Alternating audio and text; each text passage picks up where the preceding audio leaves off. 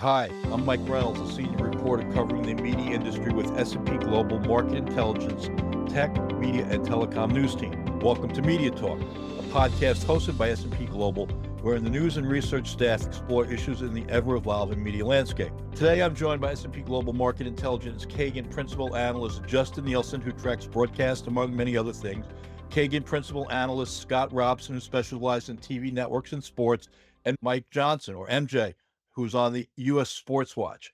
Continuing MediaTalk's recent sports run that has taken us into the college basketball's March Madness and a changing TV landscape around Major League Baseball, today we're going to talk about golf in general and its tradition like no other, the Masters. Teeing off, the initial focus is on the upcoming Masters tournament, which takes place at Augusta National Golf Club in Georgia from April 10th through the 13th.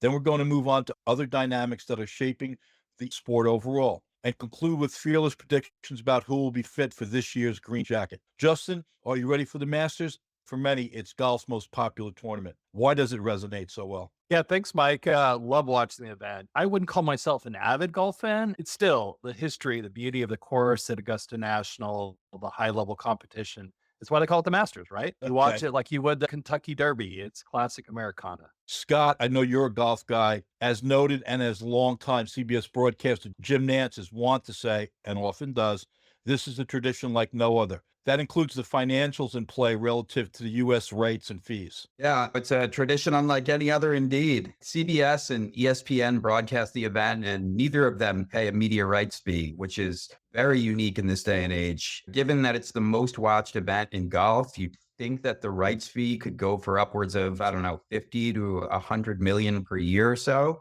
You look at things like the British Open, that brings in 50 million a year. And then some of these tennis tournaments have recently signed major deals, like the French Open is getting 65 million a year from GMT Sports. So you can really see how much money is being left on the table there. Jim Nantz has been on the voice of the Masters for 40 years now, and his Hello Friends has become somewhat synonymous with the event. Yes. Yeah. He recently announced that he'll be retiring in 11 years, which might be the most forward-looking retirement in history. But it really speaks to how connected CBS is to the Masters. The tournament has been on CBS since 1956, and those deals get renewed annually. If he's right and CBS is still in the game, that'll be the 100th Masters. So we'll see how that plays.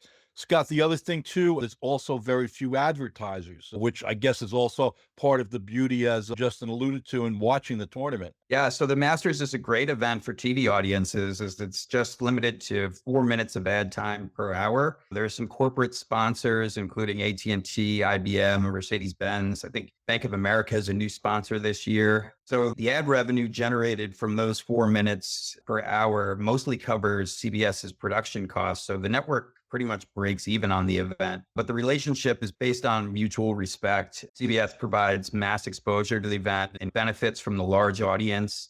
It's a great lead to 60 Minutes on Sunday night. And Augusta also keeps CBS on a pretty tight leash, though. That there are certain things that broadcasters can and cannot say during the event. They don't really mention any of the brands on players' clothing, things like that. All right. Mike, how about you? Do you enjoy golf and the Masters? And as discussed, this tournament doesn't take any rates from CBS or ESPN here in the States, but there's other revenue sources for Augusta, including $1.50 for pimento sandwiches. Yeah, thanks, Mike. Great to be with you again. I do enjoy hitting the course of the range whenever I have the chance. Definitely love the Masters as well. And it's on the short list of events I'd like to attend in the future. But yeah, you're right.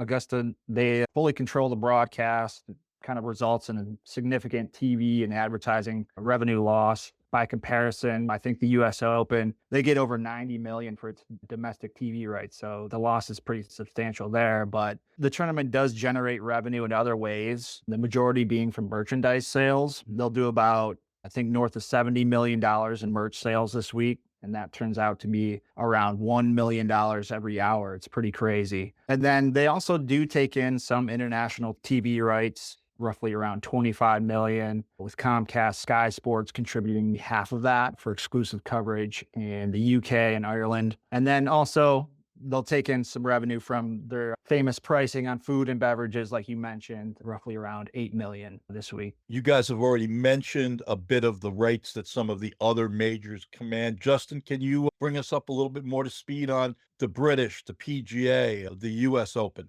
the monies that are involved there, and maybe some of the golf's major events? The USGA brings in about 93 million per year in its current contract for the rights for the US Men's Open, the Women's US Open, Senior Open, and US Amateurs. Now, Fox, interestingly enough, has paid half of those rights fees because Fox opted out of their 12-year deal in 2020 and sold those rights to NBC Universal. I would say from that perspective, the Masters is leaving money on the table, but at the same time, they're bringing in a lot from the merchandising aspects, from the sales at the venue, and the presence of Augusta National in terms of member fees, right? Sure, makes sense. Scotty Scheffler won last year's Master at 11 under par, 4 strokes better than Ludwig Berg.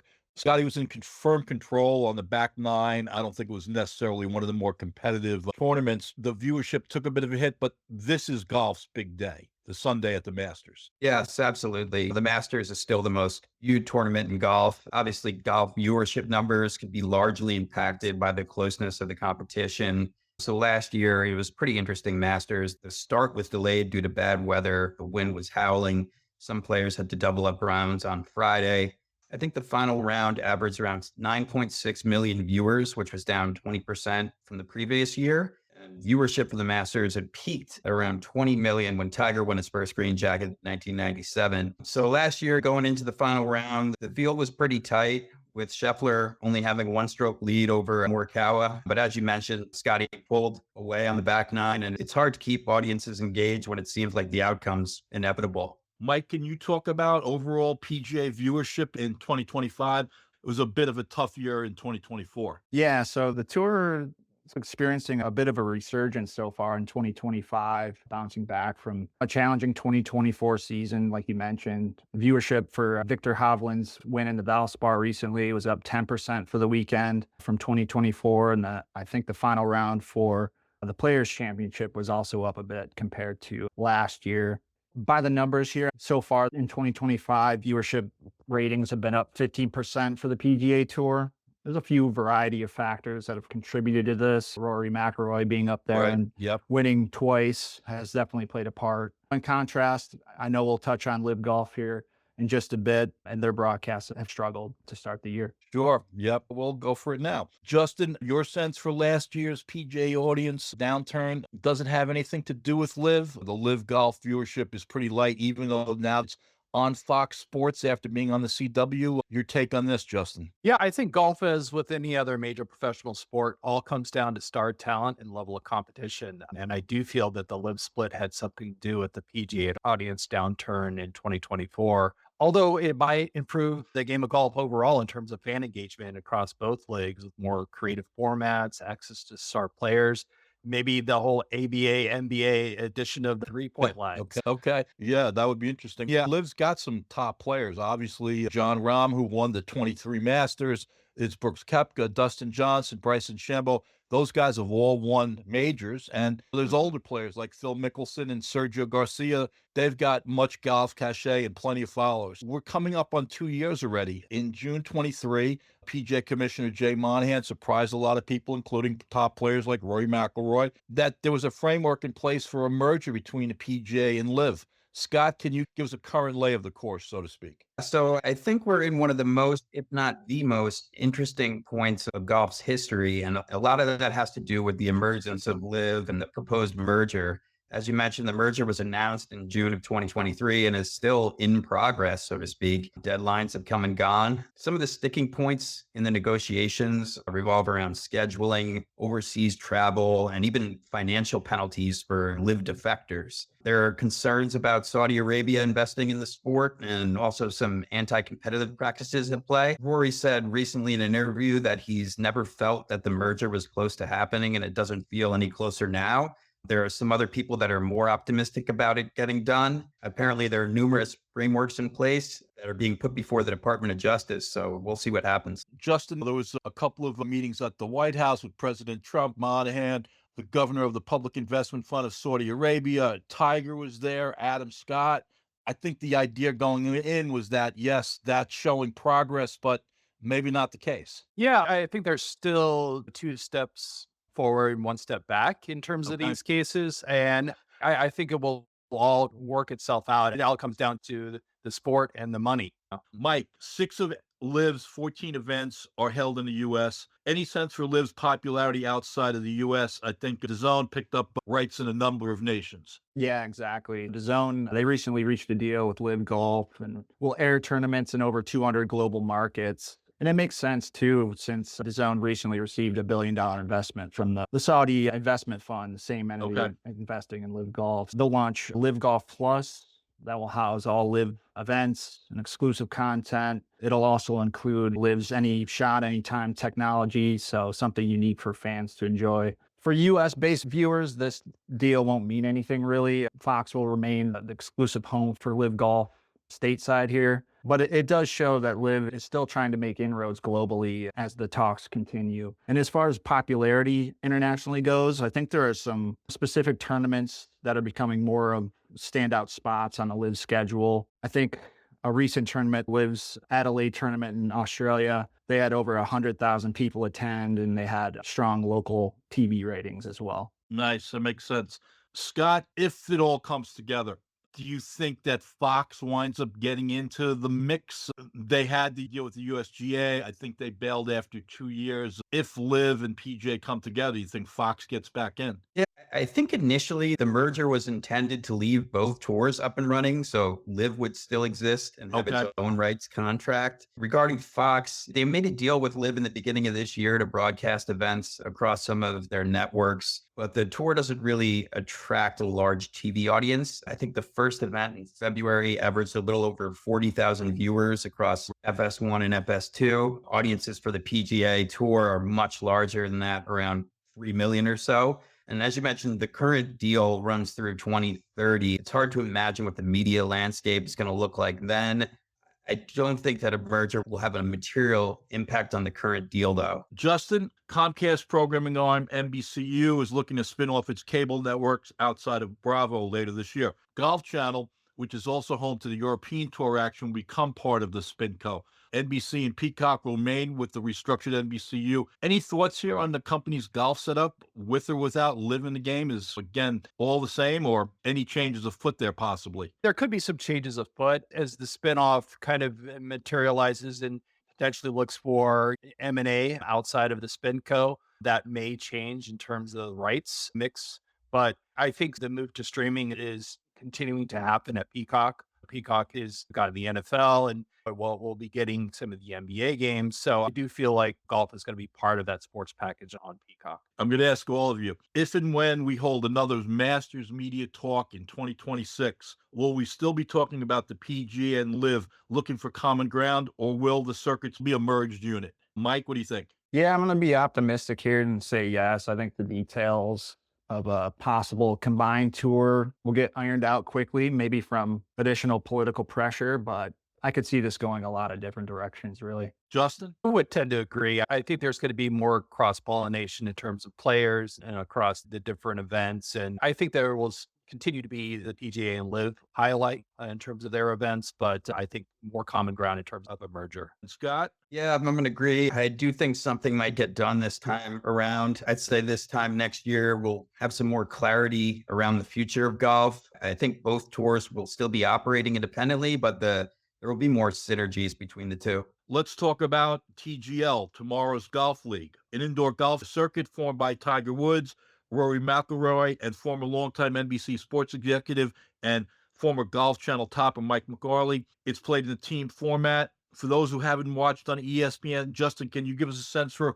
what TGL is all about? If you haven't seen it before, it is a very interesting format. It merges the game of golf with more of the video game or esports aspect. You've got the simulator, you've got the venue, which is inside in the stadium. That's all set up with the different video screens and everything so you can see the course. But it's interesting. It's definitely not a full live golf event. It's a team format. Yeah, exactly. And there's some interaction with the different players across the different teams. And so you got more of that team aspect as part of the golf, but it is more like a game, like a video game. All right. By the way, TGL was supposed to start in 24, but the SoFi Center in Florida, it was damaged from a power outage. Scott, when we talked about this last year, you were skeptical. Your thoughts on how the first season went? Yeah, so I watched some highlights, but this is really not for me. As a bad golfer myself, I find the walkout in nature to be one of the best parts of playing. So hitting into a screen in the stadium kind of takes away from that. That being said, I think viewership was pretty good at ESPN and they were happy with the production. I think this league was started to draw a younger audience. But if you look at what's happening on YouTube, the audience is really growing over there. And this year we saw the debut of the Creator Classic at TPC Sawgrass, which featured a bunch of YouTube golf personalities and really an event to draw on the youth there. All right. Mike, in the first season here, just concluded, TGL, the Atlanta Drive, beat the New York Golf Club for the title. It was $9 million in prizes. Scott mentioned a younger audience. Can you give us a sense for the first season, viewership overall, and did it succeed in getting younger people to watch golf on Monday and Tuesday nights on ESPN? Yeah, I think everyone is pleasantly surprised with the success of the TGL and its debut season. They got out to a hot start, averaging around 800,000 viewers over the first few weeks. Semifinal matches, they averaged just under 400,000 viewers, below the regular season average of around 500,000 viewers across ESPN. And then the average age of the viewers through the first few weeks was just over 50 years old. It's younger than the major sports of the NHL, NFL, MLB, things like that. Moving forward, though, you could see the league building on this first-year momentum with new venues, expanded teams, or the possible inclusion of women's golf, too. Yeah, I mean, they were talking about some of the owners here already. Arthur Blank owns the Falcons and now the Drive that won the initial championship. John Henry and the Fenway Group, they're the Boston Common owners. The Mets owner Steve Cohen's involved with the New York team. From what I've read, there's been all kinds of different owners from the major sports leagues have been in attendance. And as you suggested, expansion could be on the way, maybe more teams, maybe shifting out to a West Coast facility as well. So we'll see what's going on. Getting to the end, let's get back to the Masters here. Amen Corner, Rays Creek, azaleas, birds continually chirping. These are Augustan staples. ESPN starts things up, right, Scott, with coverage of a family events of sorts from Augusta? Yeah, so ESPN covers the first two rounds of the Masters, and they're going to kick things off with the par 3 contest on Wednesday. They have Wyndham Clark and Max Homa on the broadcast, so it should be fun. And then ESPN, they also do a Welcome to the Masters 2-hour special on Thursday before the rounds get underway. And then they've got coverage on ESPN Deportes and ESPN Plus. So a lot from ESPN. All right. And there'll be more actual live tournament coverage this year on Paramount Plus? Yeah, exactly. So the Masters and CBS, they're expanding their coverage by 5 hours, which includes 2 hours on Saturday and Sunday through Paramount Plus. The third and fourth rounds, they'll be shown exclusively on Paramount Plus from noon to 2, and then will remain on the streaming service through the conclusion of the event. All right. According to FanDuel, last year's winner and runner-ups are the favorites. Justin, looking at some of the odds there, anything catch your eye? Yeah, I would tend to lean to the favorites. John Rahm won it in 23. So, it could be a return, but Scotty Scheffler going for back-to-back, I think would be interesting. All right. No disrespect intended to Augusta or Jim Nantz here, but we're going to ask the Kagan analyst to pick a winner here. Who sinks the clinching putt on the 18th hole on April 13th? Mike, you're first up. Yeah, I'm going to go with Scheffler to go back-to-back. Justin, how about you? I think I'm going to have to go with my ASU alumni, John Rahm. Okay. All right. I'm going with Justin Thomas. And Scott, as they say, you drive for show and you putt for dough. I've got to go with my guy, Brooks Koepka. Really hoping he can pull through this year. He's finished second twice, so I think it's his year to get it done. That concludes this episode of Media Talk. Many thanks to Scott, Mike, and Justin for talking the Masters, golf, and media. Thanks, guys. Thank you. This is Mike Reynolds. Thanks to all of you for listening. Enjoy the Masters. We'll catch up on the next installment of Media Talk.